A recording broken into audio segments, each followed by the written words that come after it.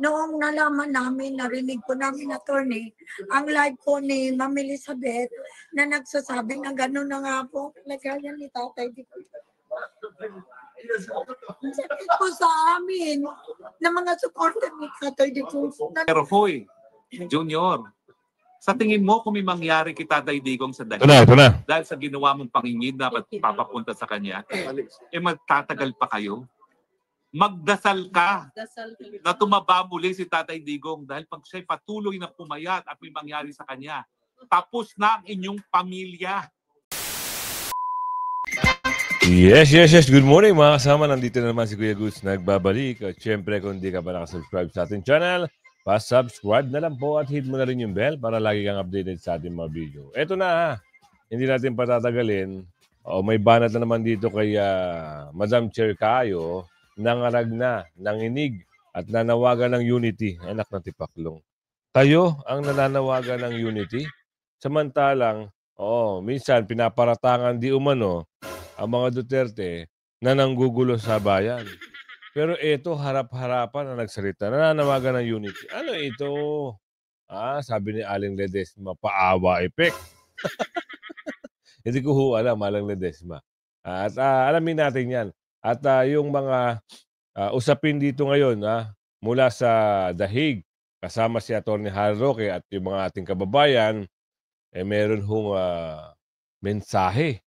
Ito ay hindi napakasimpleng mensahe, bagkus ito ay dapat tandaan, isaalang-alang at pag-isipan mabuti ng nakaupo. Bakit? Meron hong balita talagang nabanggit ito ng nanay ni Bibi Sara na si Tatay Digong ay payat na. So, wag naman sana ay abangan nyo yung mensahe ni Atty. Harry Roque. At itong nangingitim, pinoprotesta ng abogado ni Atty. Guanzon. Dapat lang. Tama yun. Abangan natin sa dulo ng ating video. Pero nakalike ka na ba? Yan ang tanong. Like nyo muna yung video natin. At i-share nyo na rin ha. Damihan nyo ng like.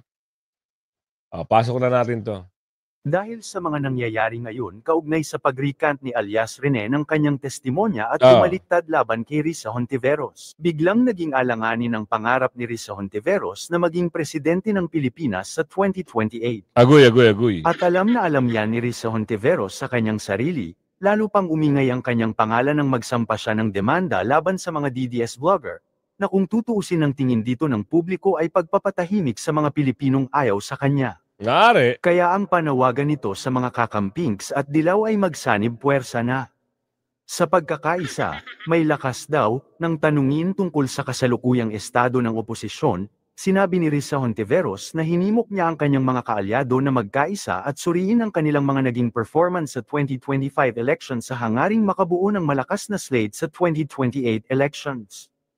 Ang pinopropose ko sa mga kasama at kaalyado na 9 months after the election, i-prioritize namin yung pagkakaisa naming lahat. Pagbabahagi niya ito sa isang exclusive interview sa mainstream media.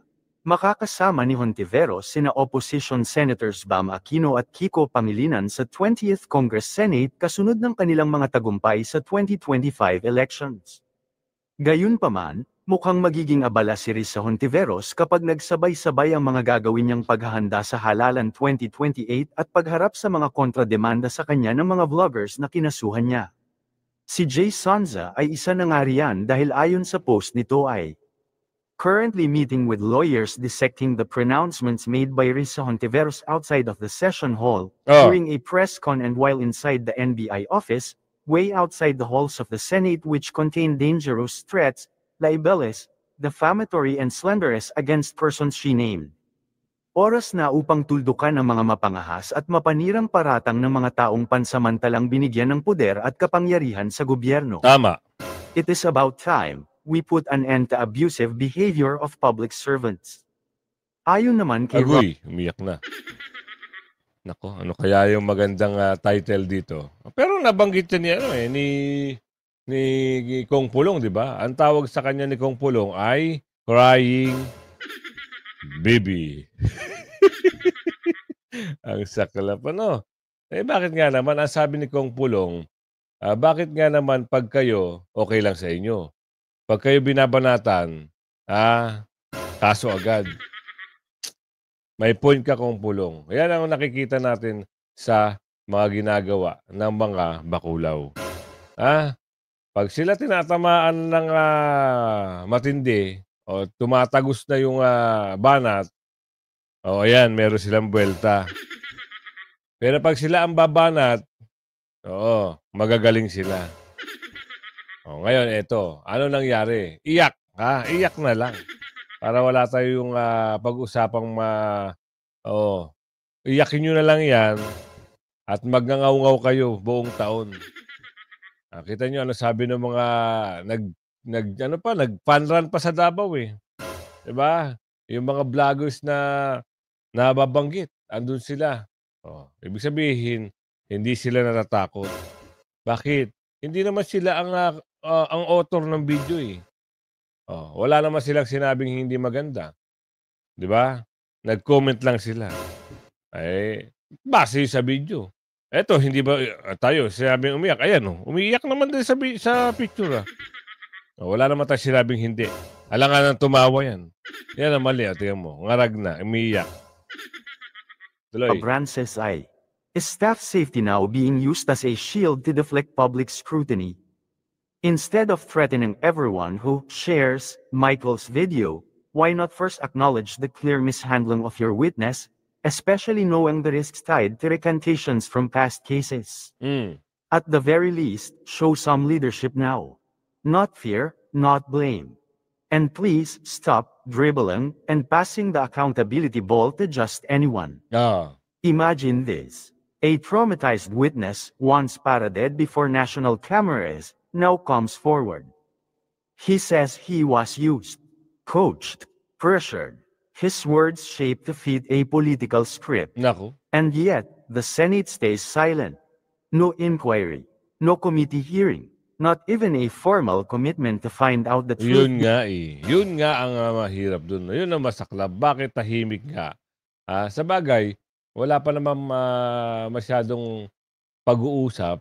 Pero pag upo, ito mabalitaan lang natin sana may manguna na dyan. Yan sa sino nga hawak ng committee na yan para pag-usapan yan. Sana, Senator Bato, pangunahan mo na nga. Pangunahan mo na yan. Pag-usapan nyo yung sino yung nadadawit na alias rin na yan. At mabigyan ng pansin. Yung mga bagay-bagay na tinatago behind the camera. Buti na lang may lumantad. Ayan na. Kakawindang-windang na sila. Di ba? Ang hirap nito, ang masaklap nito, mayroon pang nababalitaan na parang iiwanan na sa ere. Kasi ito yung minorya. So yung dalawang nababalita papanig ata sa mayorya. Wala na.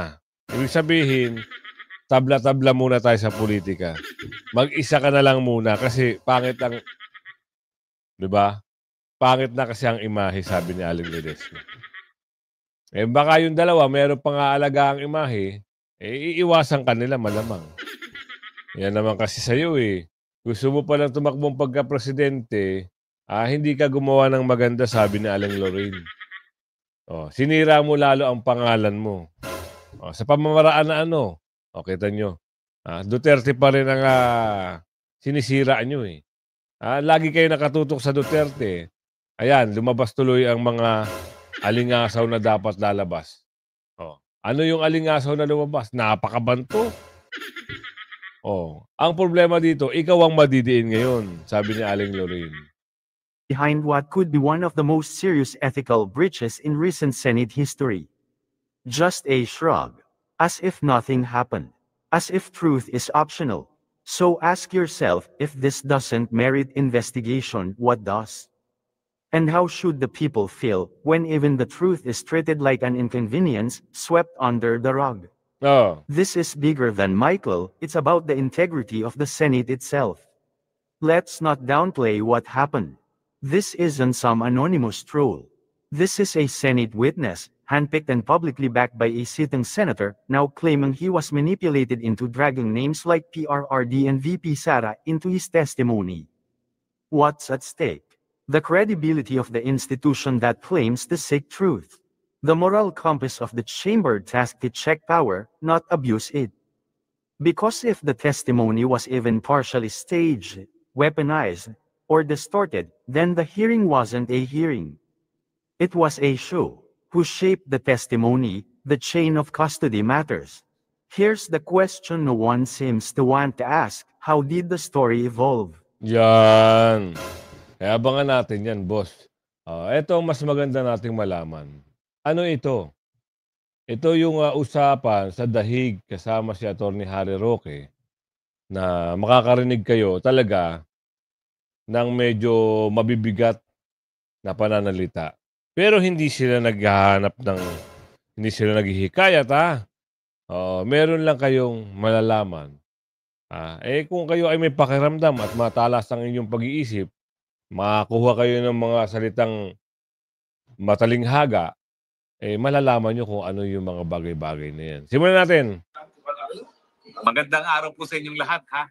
Nako, araw po ng linggo. Pero medyo masakit po ang mga butot balat ngayon dahil kahapon po kami nagmarcha lamang nagmarcha dito sa Dahig. Almost 7 kilometers po yan para kay Tatay Digong. Yan po isang unity walk para kay Tatay Digong. At ngayon po kasama ko ang mga kababayan natin, mga taga-UK, no? Mahigit 13 hours ang biyahe nila para mapisali din sa marcha nito. At siyempre, pauwi na sila, pero bago sila umuwi, nakita-kita muna kami para magtakay. Pero alam niyo po ngayon, ang pag-usapan natin, yung malungkot na sinabi ni Ma'am Elizabeth Zimmerman Duterte, na bagamat in good health si Tatay Digong, siya ay butot balat na. Alam niyo po, naintindihan ko kung bakit kinailangan i-highlight ni Ma'am Elizabeth na talagang nasa mabuting kalagayan naman at kalusugan si Tatay Digong, wala nang gamot na iniinom. Kasi pag sinabi lang na butot balat, alam na natin kung ano ibig sabihin nun. Pero sinabi pa rin niya na butot balat. Ibig sabihin, napakalaki ng nawalang timbang kay Tatay Digong at literally siya ay butot balat na. Siguro naman, hindi mo na kinakailangan maging doktor para malaman kung bakit naging butot balat na si Tatay Digong. Sakit ng loob po yan. Sakit ng loob dahil nangyayari ngayon, yung pinakaayaw niya mangyari na siya hinuhusgahan ng mga dayuhan. Talaga naman kung mula nung nagkaroon ng isang joint article na nagsasabi na dapat maimbestigahan si Tatay Digong for crimes against humanity, 2017 pa po yun. Sinasabi na ni Tatay Digong, ano sila, hilo? Independenteng bansa ang Pilipinas, may sarili sa hukuman. Kung meron gusto magreklamo laban sa akin, dito sila sa Pilipinas sumarap. Dahil mababaliwala yung pagkamartir ng ating mga ninuno na nagpakamatay para magkaroon ng malaya at independenteng Pilipinas. Tama. Pero ngayon po, nangyayari na yung kanyang bangungot na siya po ngayon ay hinuhusgahan ng mga dayuhan sa mga krimen na di mano ay nangyari sa Pilipinas. Ang nakakalungkot pa po, dalawang bagay. Sinasabi nila, 30,000 daw ang mga namatay dyan sa war and drugs si Tatay Digong. Pero dun sa arrest warrant, 43 ang sinasabi nilang biktima. Pangalawa po, sinasabi nila na overwhelming daw ang ebidensya. Pero anong katotohanan? Hanggang ngayon pa lang sila na nagkukumbinse ng mga pulis na sa Pilipinas na tumistigo laban sa kanya. Humingi sila ng karagdagang panahon para ilabas ang lahat ng ebidensya laban kay Tatay Digong. And yet, ngayon pa lang po sila nakikipag-usap sa kapulisan at tumindig bilang testigo. Kaya nga po, naiintindihan natin kung bakit balat buto na lang si Tatay Digong. Nasisiraan na po siya ng loob. Kaya nga po siguro nawawala na ng gana.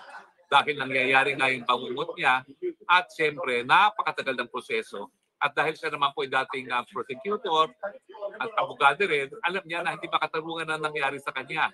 Pantakin ninyo, 120 days plus na siya nakakulong and yet wala pang probable cause. Sa Pilipinas po kasi, bago ka makasuhan sa hukuman, dumaan ka na sa proseso ng preliminary investigation. At titignan na doon kung merong ang krimen na nangyari at may posible ba na inasasakta lang gumawa ng krimen. Ngayon po, wala pang ganon. Mangyayari pa lang po yan simula September 23 sa confirmation of charges. Doon pa lang po pruebahan ng prosecutor kung mayroong probable cause. Meanwhile, 120 days na siyang nakakulong.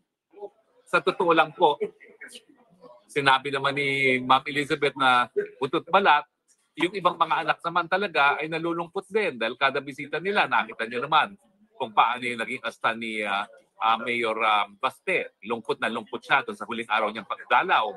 Si Congressman Pulong, hindi na po humarap sa amin dahil hindi na niya kaya kaming harapin.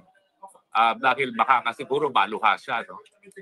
Hindi po mabuti ang lagay ni Tatay Digo. Yan po ay dahil sa sama ng loob. Yan po ay dahil sa nangyari sa ating bansang Pilipinas, hindi lang nangyari sa kanya. Malungkot po ang nangyari sa kanya dahil nga po linabagang soberenya natin at ngayon po ay linalabag ang karapatang pantao rin ni Tatay Digo. Well, bago po ako magpatuloy, dumarating ang pagkain namin tanghalian, pero tanungin ko muna po itong ating mga kababayan. Anong nararamdaman nyo nung nabalitaan nyo na butot balat na si Tatay Digong? Unahin po natin dito, no? Ito po ang namumuno nitong grupong to. Ito po, 2015 na pa, ay DDS na. Tayo po, si Emily, no? Si Emily po ay DDS na 2015 pa lamang. Balik-balik po sila rito, ha? Ilang oras kayo sa England papunta rito? Sumatsal? 13 hours. Balik-balik po yan. Ilang beses ka na bumalik mula nang kinulong si Tatay Digong? Po, doon nakasampung beses na kumulit. 10 beses. Napakagastos po yan. Magkano rin ang gastos nyo? Dahil kada punta nyo rito, nag-aarkila kayo ng bus at nag-ano kayo ng hotel. No? Magkano kada punta nyo rito? Well, napakalaki po ng gastos. Kasi sa hotel lang, tsaka sa bus pa, o syempre pagkasin pa namin. Pero yan po ay galing sa bulsa namin. Voluntary po ang pagpunta namin dito. Hindi po namin iniisip ang aming gastos. Ito po ay para kay Tatay Digong. Para ipakita po namin ang buong suporta at pagmamahal po sa ating mahal na Tatay Digong. Kami po ay nalulungkot noong nalaman namin, narinig po namin, attorney, ang live po ni Ma'am Elizabeth na nagsasabi na gano'n na nga po lagayan ni Tatay Digong. Sakit po sa amin na mga supporter ni Tatay Digong na nagmamahal sa kanya. Ano po ang kalagayan niya? Sana po maparinggan ng ating government ngayon, lalo na sa ating presidente ngayon na si President Marcos. Sana mapakinggan niya ang mga hinaing ng lahat ng mga tao na nagmamahal kay Tatay Digong. Nakauwi na po siya. Yun lang po ang hiling namin. Yun lang po ang pinapanalangin namin na makauwi po ng matiwasay na maayos si Tatay Digong. Si Tatay Digong po ay 80 years old na. Nasa loob ng ICC Detention Center na dapat wala siya dyan. Ginawa niya ng maayos ang Pilipinas. Siya lang po ang nakapagbigay ng maayos na buhay sa ating mga Pilipino sa Pilipinas. Yan po sana ang maisip ng mga tao na gumawa nitong krimen kay Tatay Digong. Pero mo naman, binyahin nila sa Tatay Digong, walang passport. It's illegal. Illegal po, attorney, ang pagdala na kay Tatay Digong. Yan po sana ang iniisip nila. Pero mo walang passport, nakarating si Tatay Digong ng dahil. Tapos, si Tatay Digong ay may sakit, mahina na. So dapat po, yan po, ang iniisip ng mga Marcos ngayon. Si Tatay Digong lang po ang nakapalibing sa tatay ninyo. Sana po, maisip nyo rin yun. Mahal na mahal namin si Tatay Digong. Maraming salamat sa iyong madamdaming pananalita. No? Pero alam nyo, ang katunayan yan, ang malungkot, hindi lang nalinabag nga yung karapatang pantao ni Tatay Digong. Pero malungkot, siguro, akala ng mga Marcoses, dahil pinakulong nila si Tatay Digong, magtatagumpay sila sa kanilang kagustuhan na manatili sa pwesto forever. Marcos Part 2, Marcos forever. Pero hoy, Junior, sa tingin mo kung may mangyari kay Tatay Digong sa Ito na. dahil sa ginawa mong pangingid na papapunta sa kanya, magtatagal pa kayo? Magdasal ka na tumaba muli si Tatay Digong dahil pag siya'y patuloy na pumayat at may mangyari sa kanya, tapos na ang inyong pamilya. Kung nung una, kayo'y nakapunta pa ng Hawaii, baka hindi na kayo makaalis ng Pilipinas at magharumintado na ang Pilipino. Hindi ko sinasabi na gawin yan ng ating mga kapwa Pilipino. Pero hindi po imposible yan. Batuhin na kayo ng mga taong bayan pag may nangyari kay Tatay Digong dito sa Dahig. Mali kayo kung sa akala ninyo na wala ng problema sa inyo sa pamamagitan ng pagkikidnap nyo papunta ng Dahig si Tatay Digong. Pag may nangyari, pangungot yan sa inyong lahat at sa mga henerasyon na darating ng Marcos. Hindi kayo patatawarin ng sambayan ng Pilipino. Tandaan nyo yan. Mag-aral ka ng kasaysayan. Paano naging katapusan ni Muammar Gaddafi sa Libya? Hindi malayo. Ganyan din ang gagawin sa inyo. Hahatawin kayo ng taong bayan sa galit pag may nangyari kay Tatay Digong. Kahit saan pa kayo magtago, may Pilipinong magagalit sa inyo at hahataw sa inyo. Hindi ko sinasabing gawin yan. Ako'y Kristiyano, hindi ko sinasabing dapat gawin yan. Pero ganyan po ang posibleng mangyari sa galit, sa hagupit ng sambayanang Pilipino pag may nangyari sa inyong lahat. Ang pag-usapan natin, anong pwede natin gawin ngayon bilang mga Pilipino? Sa tingin nyo ba naging epektibo yung marcha natin para makamit yung ating ninanais na maipauwi si Tatay Digong? Si Ross. Nakaramdaman ng mga tao. Yung solidarity na sama-sama tayo na nagmarcha. Kasi yun lang ang alam namin gawin eh. Yung magmarcha para makita na may mga Pilipino kahit nakatira kami sa London. Pumupunta kami dito in any way we can sa sarili naming gastos. Pero yun lang. Pero sa totoo lang, nananalangin kami gabi-gabi. Naiiyak kami gabi-gabi. Kasi he's 80 years old. Enough. Ang tagal niya ng... Ama, kita nyo naman, mabigat sa loob ng nakakarami, sambayan ng Pilipino, pag alam mo yung, pag nagbalik tanaw kung paano siya arestuhin, paano siya sapilitang sinakay, paano siya tirnato, at ngayon, paano siya namumuhay mag-isa dyan sa loob ng facilities. Kita nyo, naghubad. Pagbisita ng anak ni, pagbisita ni Pulong at yung apo, naghubad si Tatay Digong ng jacket. Pinakita kung gaano na siya kapayat.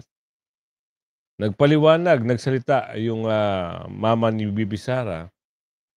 Ano ang sabi? Hindi siya kumakain. Kasi iba yung pagkain. At wala, hindi pala na papayagan na makakain ng Filipino food. Ang saklap, no? Bakit dito sa Pilipinas? Pag dumalaw ka, pwede ka magbigay ng mga ganyan. 'Di ba? Bakit sa kanila hindi pwede? May utos ba yan? Sabi ni Aling Ledesma. Utos ba yan ng mga amo nila? Kung sino man yung amo at nagbayad ka kanila, di umano. Huwag naman ganun. Be fair naman. Ang hirap sa inyo. Yan ang pamamaraan nyo para patahimikin ang mga Duterte. Hindi kayo magwawagi, sabi ni Aling Ledesma. Hindi kayo mananalo. Dahil pag nangyari yung sinasabi ni Atty. Harry Roque, naku, magagalit ang taong bayan. For sure yan, magagalit. Nasa detention, kung may kailangang magdesisyon ng ICC, kailangan pati sila. So gusto na sunugin namin ng building ng ICC. Bakit nila kinikip si Digong? Bakit nga naman? Bakit? Hanggang ngayon, ilang buwan na. At saka ang haba ng 'di ba, buwan yung hihintayin mo bago mag-trial. Ayun ang mabigat dun eh. Bakit ganun? Wala talaga ang pangit na ng mga ginawa nila dito kay Tatay Digong dito sa Pilipinas, yung pagpapapunta ron, hanggang diyan ba naman? Ang nagtataka lang ako, bakit itong gobyerno ng yung hari naman, kilala nyo naman, Tatay Digong, bakit hindi nyo gawa ng paraan? 'Di ba? Bakit hindi kayo kumilos? Yung Dahig, yung gobyerno ng Dahig. Hindi nyo ba nababalitaan yan? May nagmamarcha mga Pilipino dyan. Sana makialam naman kayo, alamin nyo ang sitwasyon, hindi yung ganyan. Yun, pakiusap lang namin. Dahil naging presidente ng Pilipinas yan. Wala pa namang kaso eh. Oh,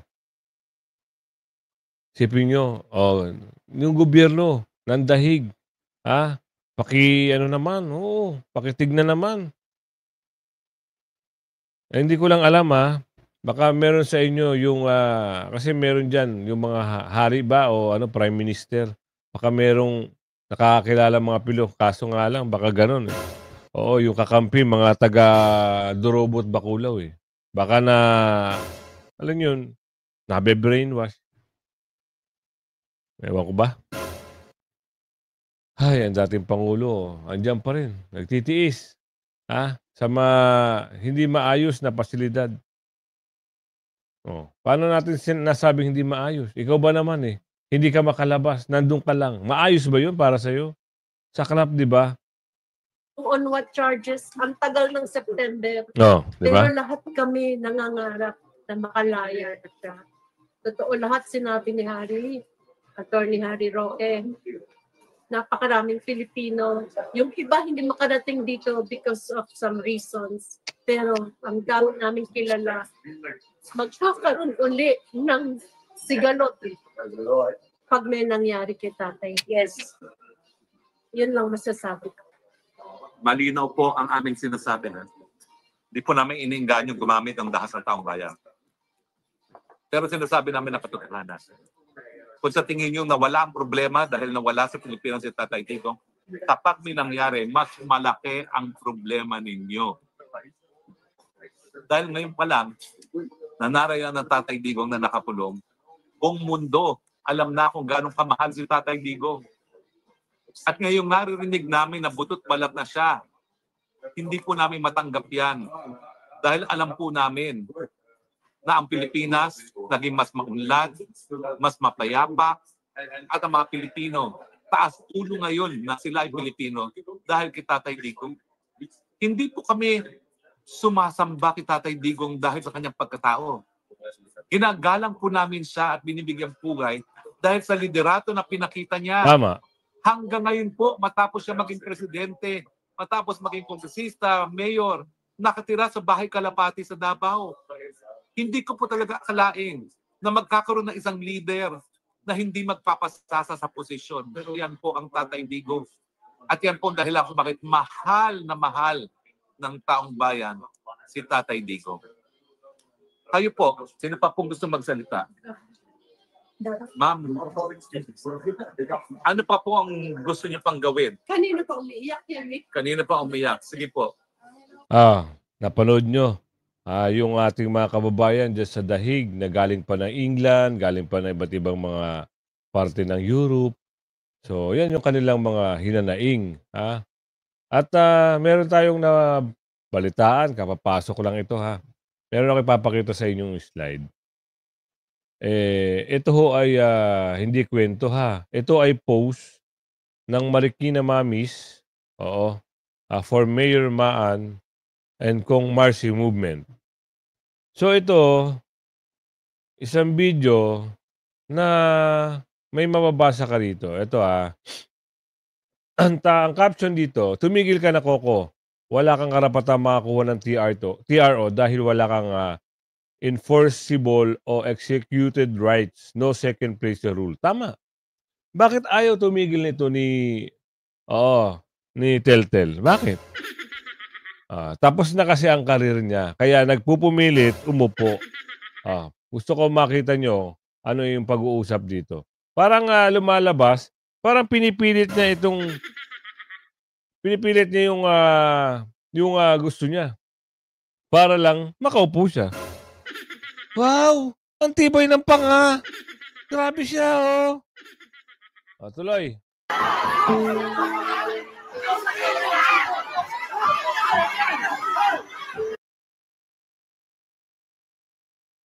Grabe, no?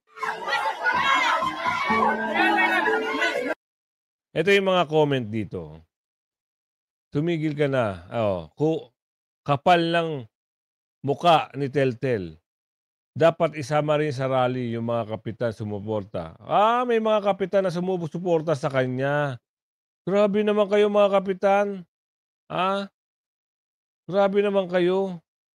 Sumusuporta kayo sa mali. Hindi nga pwede yung second placer eh. Oh, basa-basa tayo ng comment dito. Oh, ang saklap, no?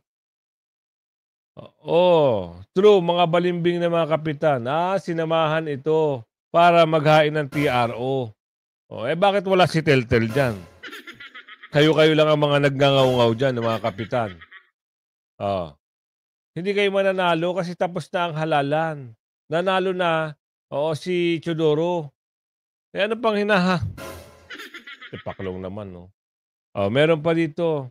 Yung nangingitim, ipasok na lang natin. Ano meron sa nangingitim?